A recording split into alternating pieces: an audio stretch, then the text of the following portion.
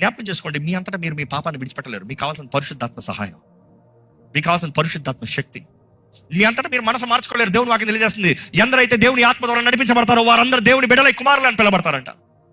పరిశుద్ధాత్ముడు కావాలి నీ మనసును మారుస్తానికి, నీ జీవిత విధానాన్ని మారుస్తానికి, నీకు జయము శక్తిని ఇస్తానికి, నిన్ను ప్రోత్సాహపరిచి బలపరిచి తండ్రి చిత్తమని జీవితంలో జరిగిస్తానికి. ఈరోజు జ్ఞాపకం చేసుకుందాం, ఎంత పాపినైనా దేవుడు క్షమిస్తానికి సిద్ధంగా ఉన్నాడు. ఆయన దగ్గరికి వస్తే ఆయన క్షమిస్తాడు.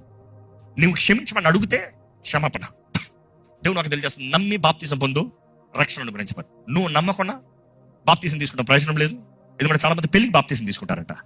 ఏంటి, మ్యారేజ్ సర్టిఫికేట్ కొరకు బాప్తిజం ఉంటేనే మ్యారేజ్ చేస్తామని పాస్టర్ గారు చెప్తే మ్యారేజ్. మా చర్చిలో అయితే పెళ్లికి ఎట్టి పరిస్థితుల్లో బాప్తిజం అవ్వు. పెళ్లి కొరకు బాప్తిజం అంటే సారీ ఈ చర్చిలో అని చెప్పి పంపించేస్తాం. ఎందుకంటే నీ మెంబర్షిప్ నాకు ముఖ్యం కాదు. నీ రక్షణ వాలిడేషన్ లేకపోతే మాత్రం వేస్ట్. ఇంకా దొంగ సర్టిఫికేట్ ఇచ్చే ఆలయం మారుతుంది. వద్దు. పాపాలు ఒప్పుకో, దేవునితో సమాధానపడు, రక్షణ ఆనందం కలిగి బ్రతుకు. అప్పుడు బాప్తిజంలో రా, తెలియజేయి. ఎందుకంటే బాప్తిజం చూసినప్పుడు బానిసలుగా ఉన్న ఐగుప్తీయులు, బానిసత్వంలో ఉన్న ఇశ్రాయేలీలు, బానిసలుగా పిలబడిన వారు ఆ ఎర్ర సముద్రం దాటంతో వారు బిడ్డలుగా స్వతంత్రులుగా బయటకు వచ్చారు. బాప్తిజానికి సాదృశ్యం అదండి.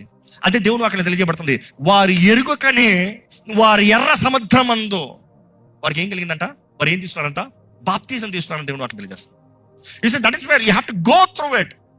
బంధకాలు తెంపబడేది settlement, the place of settlement. ఈ రోజు చాలా మందికి రక్షణ నిర్లక్ష్యపరుస్తున్నారు, బాప్తిజం నిర్లక్ష్యపరుస్తున్నారు. No no no.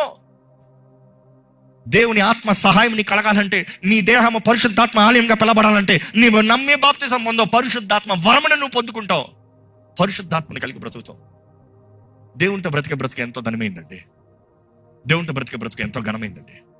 దేవుడు లేని బ్రతుకు చేతకాని బ్రతుకండి. అసలు